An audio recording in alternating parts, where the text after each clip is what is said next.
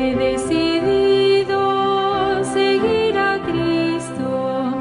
No vuelvo atrás, no vuelvo atrás. Si otros vuelven, yo sigo a Cristo. Si otros vuelven, yo sigo a Cristo. Si otros vuelven, yo sigo a Cristo.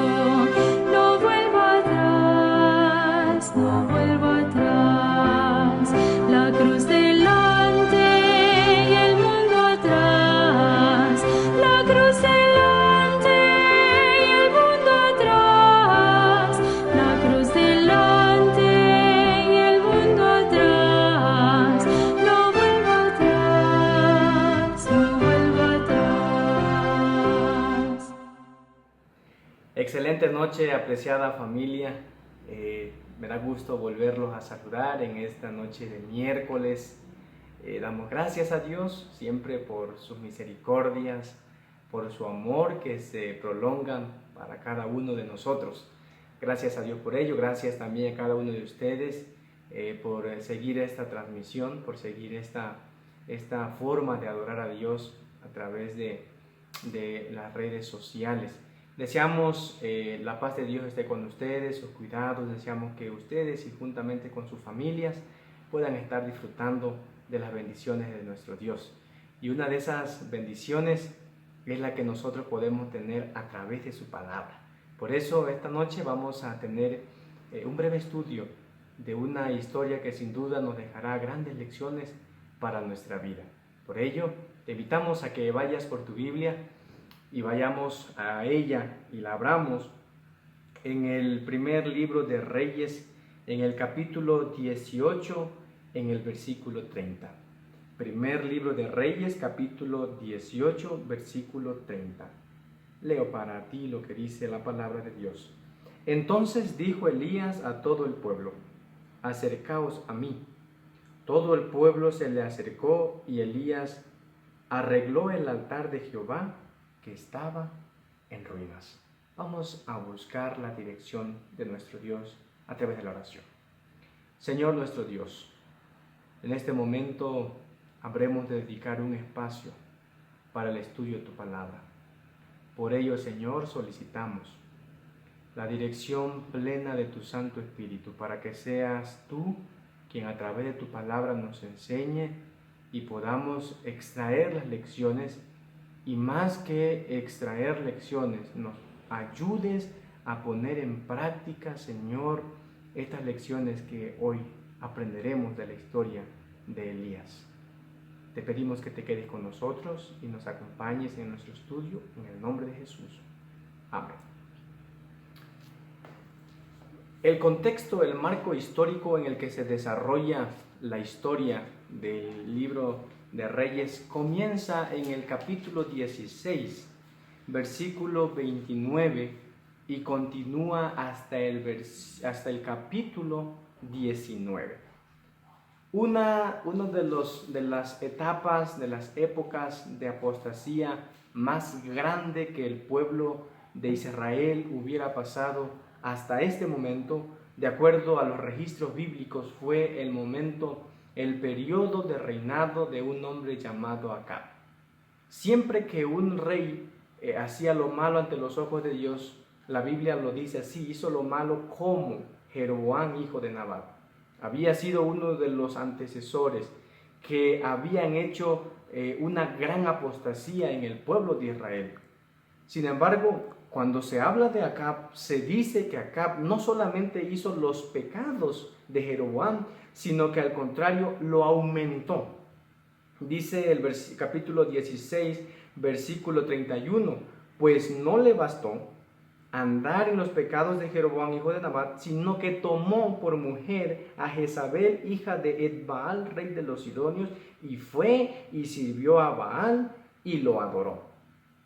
Cuando nosotros leemos la Biblia, específicamente el libro de Deuteronomio, capítulo 28, donde se dan las bendiciones que son el resultado de obedecer a Dios, y las maldiciones también por el otro lado como el resultado de abandonar e ir tras otros dioses. Desde el principio, desde el Génesis, en la vida de este hombre, cuando Dios le dio la oportunidad de llegar a ser rey, dice la Biblia en el versículo 31 del capítulo 16, que sirvió a Baal y le adoró.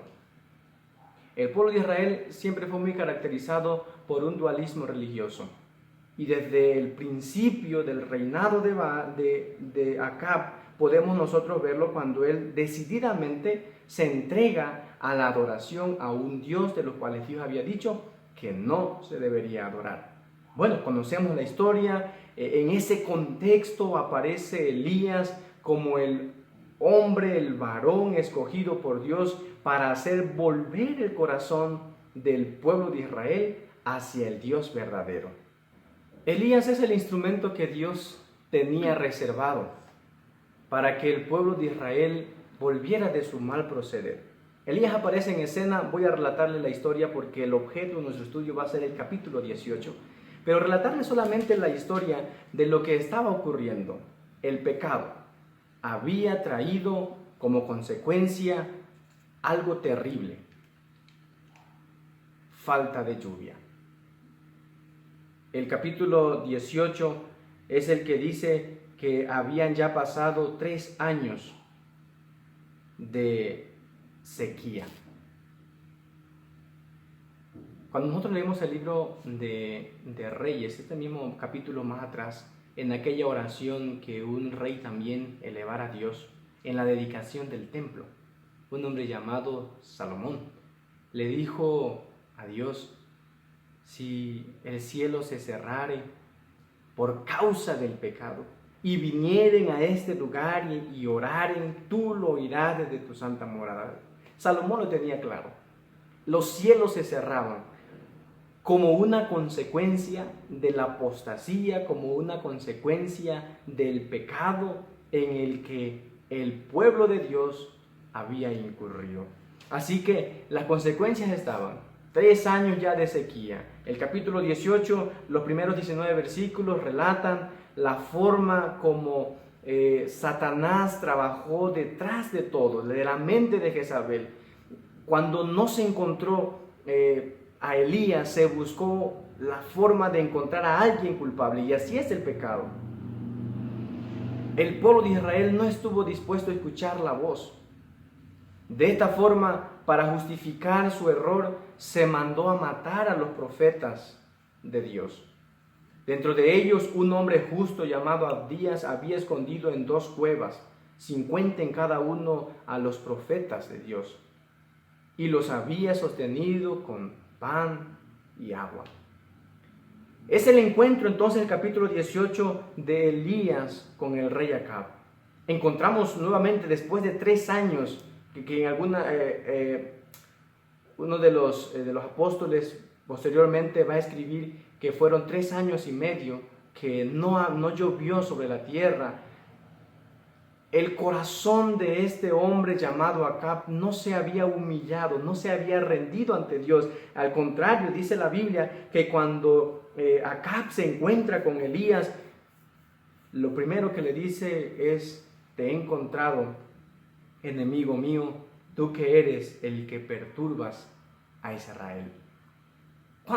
¿Cuánto cega el pecado a los seres humanos? De paso, es el profeta Isaías quien dice en el capítulo 59, versículo 2, lo que el pecado logra en la vida de los seres humanos. Dice el profeta: porque vuestras iniquidades os han separado de Dios. Nuestros pecados nublan, hacen una barrera entre Dios y los seres humanos. A veces no nos damos cuenta de la realidad en la que vivimos. Podemos ver los errores de los demás, pero estamos tan nublados, tan cegados, que no podemos ver nuestra propia realidad. Y vamos a centrarnos entonces en estos momentos, los minutos que nos restan, los versículos 20 en adelante, que es la parte que vamos a hacer objeto de estudio esta noche.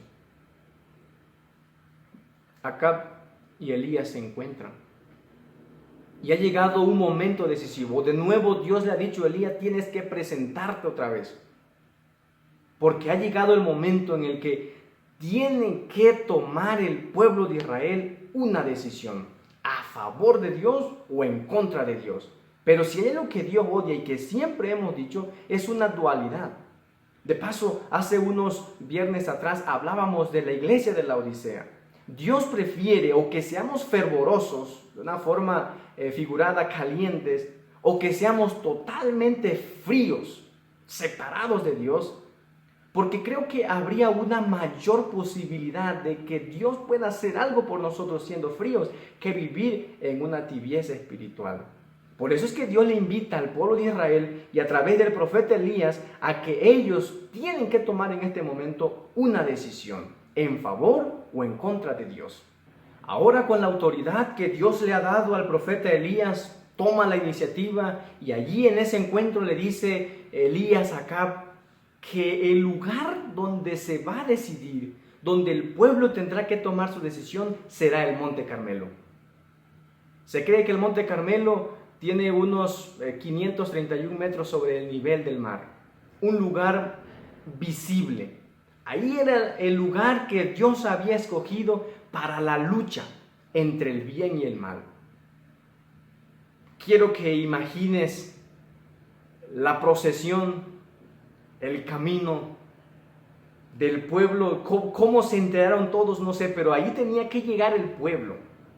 El Monte Carmelo, años atrás, había sido el lugar donde se había erigido un altar para adorar a Dios. Pero ahora se había convertido en un santuario de adoración para el Dios llamado Baal. ¿Sabe? Es un poco, quisiera decirlo, voy a decirlo así, perdón, es un poco incomprensible la mente de los seres humanos cuando el pecado hace de las suyas en nuestras vidas. Nos cega de tal manera. Imagínense, Baal se cree que era el dios de la tormenta, era el dios de los truenos. ¿Cómo era posible que el dios de los truenos, el dios de la tormenta, no había podido ahora luchar contra la seca que por palabra de Dios Elías había profetizado y que ahora ya se habían cumplido 3 años y medio? 3 años y medio de seca.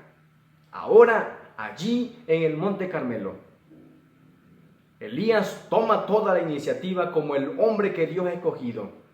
Y cuando todos están allá, todos van en procesión, lo que antes era un paisaje hermoso del Monte Carmelo, ahora todo era desértico. El paisaje que se podía ver parecía que había pasado un fuego abrasador y había destruido cuanto había. Cuando ya está en el Monte Carmelo, Elías se pone en pie y vea lo que dice el versículo 20 y 21. Quiero que vayas conmigo allí, capítulo 18, versículos 20 y 21. Acab convocó a todos los hijos de Israel, los reunió en el Monte Carmelo, y entonces Elías, acercándose a todo el pueblo, dijo, escuche bien lo que dijo, ¿hasta cuándo vacilaréis vosotros entre 2 pensamientos? Si Jehová es Dios, seguidle, y si Baal, id en pos de él. Eran 2 decisiones las que tenían que tomar, por Jehová o por Baal. Y esta es la parte que más duele leerlo, querido, la última parte del versículo 21. Y el pueblo no respondió palabra. Y el pueblo no respondió palabra.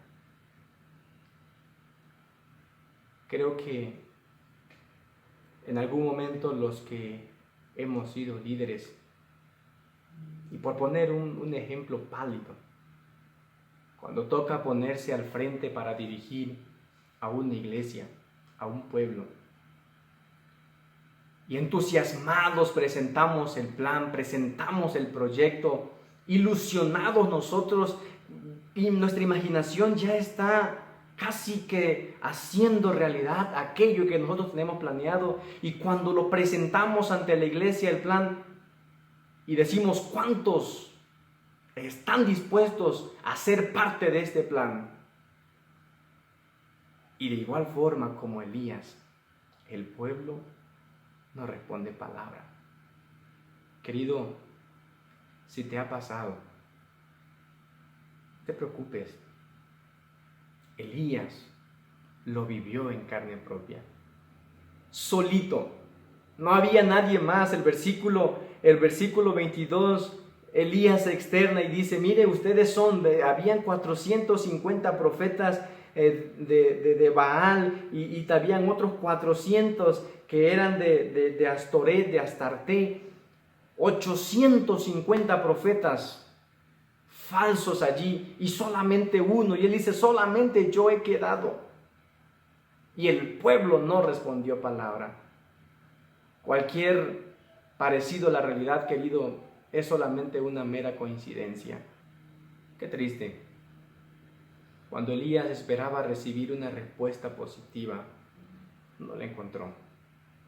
Pero la pregunta resonaba, ¿hasta cuándo vacilarán? No importaba que nadie respondiera, Dios tenía un plan que ahora iba a poner en acción a través de un hombre. Dios siempre a lo largo de la historia ha tenido hombres y mujeres fieles así como Elías. Y en estos momentos en los que se nos ha dado la oportunidad de vivir, Dios nos ha llamado con un propósito, así como se le dijo a Esther, para esta hora. Dios te había preparado. El gran líder Elías no encuentra una respuesta de aquel pueblo que escuchaba de todas las cosas, las formas como Dios los había conducido. Ahora no sabía decidir entre el Dios verdadero o entre servir a Baal. Aún cuando las evidencias demostraban que Baal no podía hacer nada por ellos, porque era el Dios de la tormenta, era el Dios del trueno, era el Dios de la lluvia, y no había podido traer ni siquiera una gota. Querido, el pecado no es un juguete, el pecado no es juego. Quisiera encontrar una forma cómo decirte qué es lo que hace el pecado, pero creo que nosotros lo vivimos todos los días. Y el mensaje de Elías sigue teniendo eco hoy. ¿Hasta cuándo? Ya para ti y para mí, ¿hasta cuándo vacilaremos entre dos pensamientos? Hoy posiblemente no tengamos un Baal allí puesto en la cabecera donde dormimos, allí en el mueble que más vemos, pero todas aquellas cosas que ocupen el lugar de Dios se convierten en un Dios al cual nosotros le rendimos adoración. Y nadie sabe, tú y yo somos los que sabemos cuáles son aquellas cosas que ocupan el lugar que Dios tiene. No hubo respuesta. Así que Elías tiene que seguir el plan dictado por Dios. Solo él allí, que más tarde Dios le dijo, no, Elías, tú no eres solo, yo tengo 7,000 que no han doblado sus rodillas. Pero en este momento pareciera ser que Elías solo allí en el Monte Carmelo, aparentemente solo. Las huestes celestiales estaban con él. Por eso, querido, tú y yo que hemos sido llamados para este momento, así como Elías en algún momento nos sintamos solos, no estamos solos. La providencia divina está a nuestro lado. Y así como Eliseo le dijo a su siervo en aquella ocasión, cuando rodeados por un ejército enemigo, son más los que están con nosotros que los que están con ellos. Por eso, Elías ahora, dirigido por Dios, marca la pauta cómo va a ser ahora, la forma como se va a demostrar quién va a ser o quién es el verdadero Dios. Colocaron, dice el versículo 23, que Elías pidió que se le dieran 2 bueyes y que cada uno escogiera el que quisiera. Me refiero a los 2 grupos, los profetas de Baal y el profeta Elías. Le dijo, córtenlo en pedazos, pónganlo sobre la leña, pero algo muy importante, dijo Elías, pero no le prendan fuego. Y por el contrario, dice Elías, yo voy a preparar la leña y haré el mismo proceso y tampoco pondré fuego. Y entonces Elías le dice, entonces ahora invoquen a su Dios y el Dios que responda con fuego, ese va a ser. Y mire que ahora sí respondió el pueblo. Dice el versículo 23, bien dicho, respondió todo el pueblo. Qué triste, queridos. Qué triste. Esta realidad es la que vivimos nosotros hoy. Por eso es que el mensaje ya no es tanto para el pueblo, solamente estamos extrayendo lecciones. ¿Por qué tan difícil se nos es hoy estar de parte de Dios? Pero ahora sí, cuando dice Elías, vamos a ver quién es, el pueblo dice, bien dicho. Queridos, quiero continuar porque el tiempo nos gana. Versículo 25, vamos a ir. Entonces Elías dijo a los profetas de Baal, escoged un buey y preparadlo vosotros primero, pues sois los más, e invocad luego el nombre de vuestros dioses, pero no le prendáis fuego. Y comienza entonces ahora, queridos, el drama, la película, y no sé si pudieras imaginártelo al leer, pero la Biblia dice que entonces ellos prepararon, pusieron allí en el altar. Recordemos, esos altares estaban hechos, así que ellos, porque ahí se estaba adorando, eso es un santuario allí que habían hecho para la adoración a Baal. Y dice la Biblia que desde la mañana, versículo 26, hasta el mediodía, ellos gritaban, Baal, respóndenos, Baal, respóndenos. Pero dice la Biblia que llegó el mediodía y nunca hubo una respuesta de Baal. Elías estaba pendiente de que no se prendiera fuego.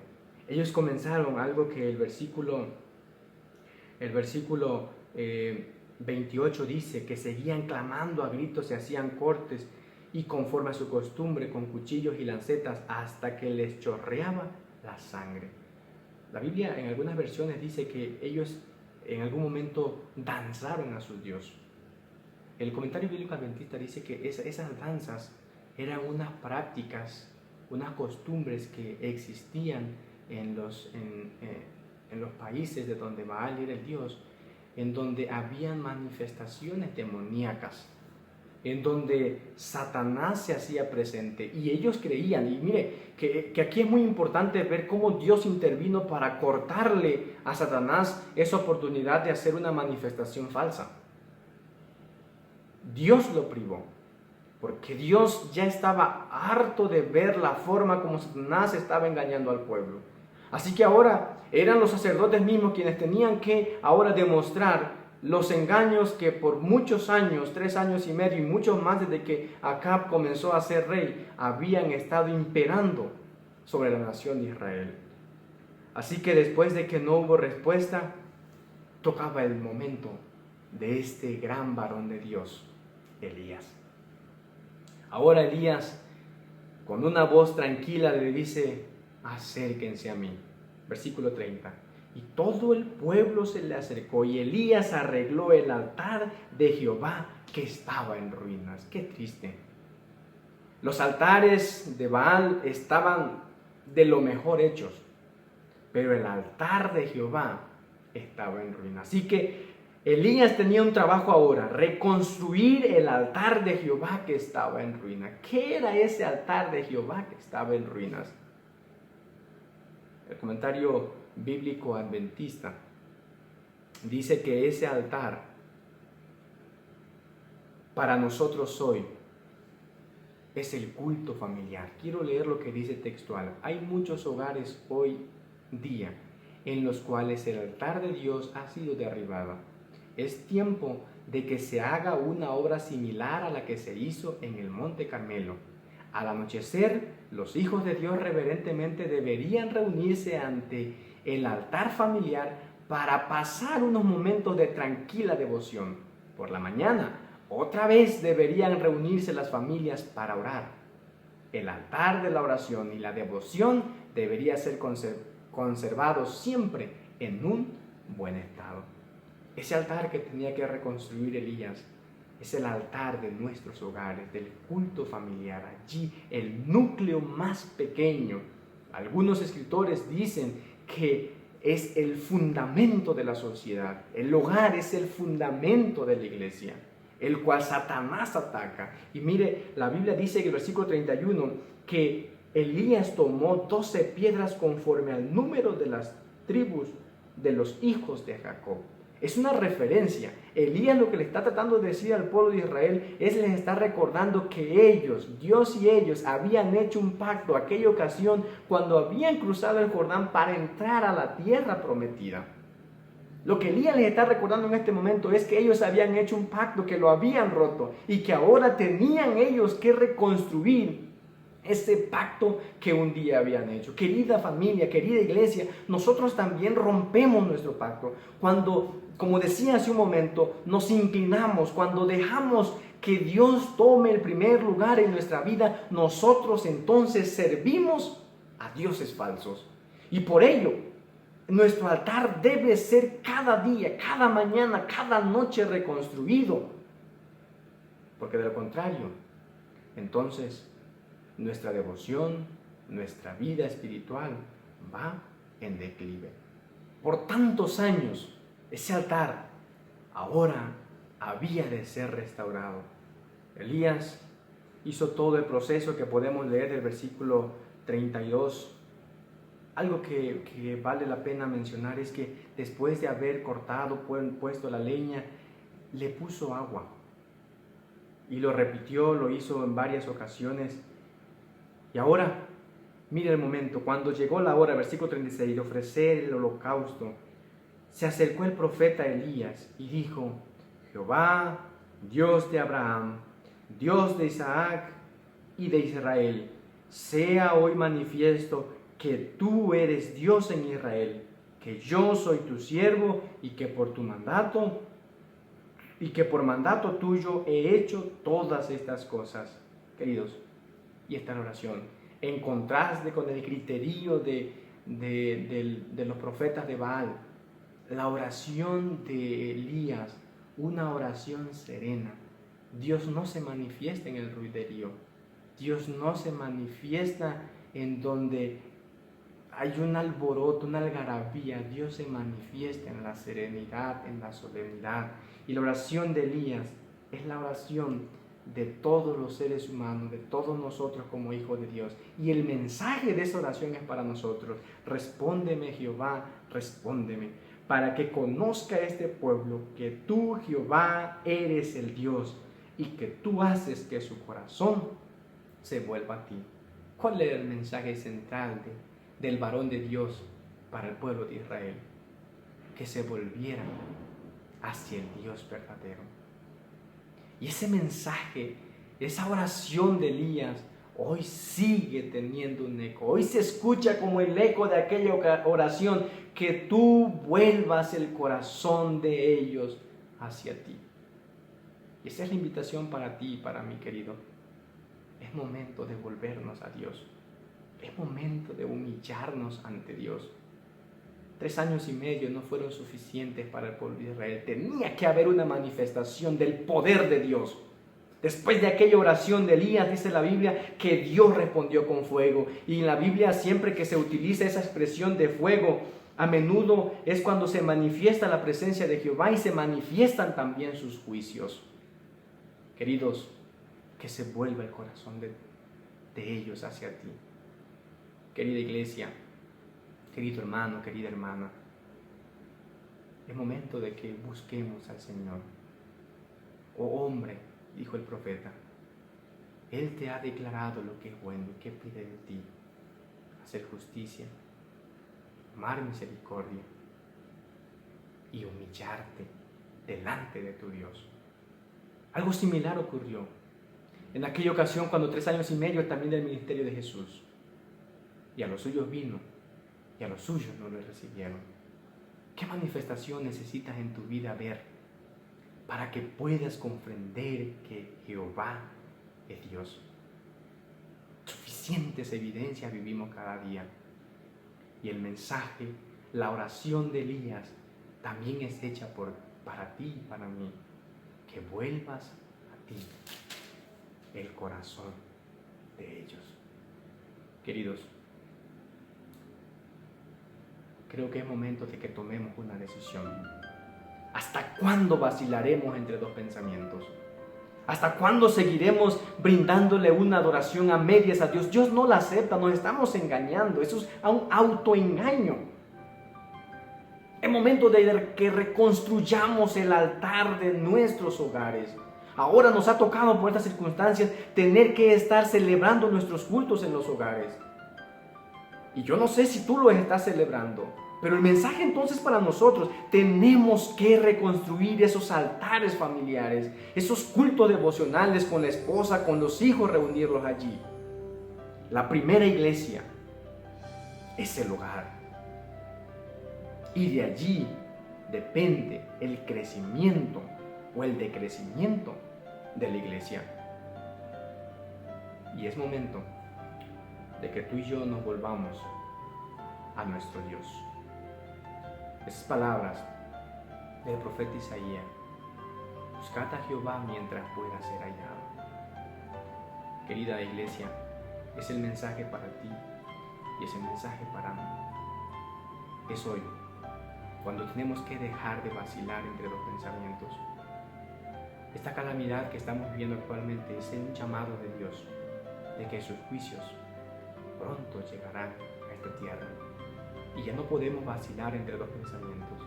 Es ahora cuando tenemos que reconstruir el altar y definirnos, decidirnos por aquel que un día vino a morir por ti. ¿Por qué te gustaría tomar esa decisión?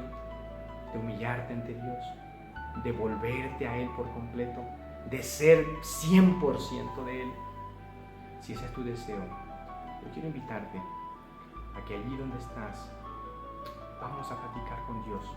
Vamos a decirle lo que hoy nosotros hemos decidido y que nos hemos decidido, así como Josué en aquel momento decisivo. Vamos a orar. Señor nuestro Dios, queremos esta noche humillarnos delante de ti. Queremos volver a ti, Señor, nuestros corazones.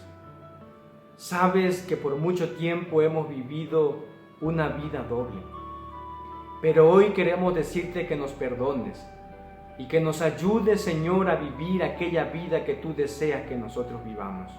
Una vida que dé honra, una vida que testifique, una vida que hable del poder transformador que tienes tú a través de tu palabra. Hoy queremos que reconstruyas nuestros altares familiares y por sobre todo que nos ayudes a dejar de vacilar entre dos pensamientos y que volvamos por completo a ti. Escucha nuestra oración y respóndenos de acuerdo a tu voluntad. Humildemente lo pedimos en el nombre de Jesús. Amén. Que Dios te bendiga. Feliz noche.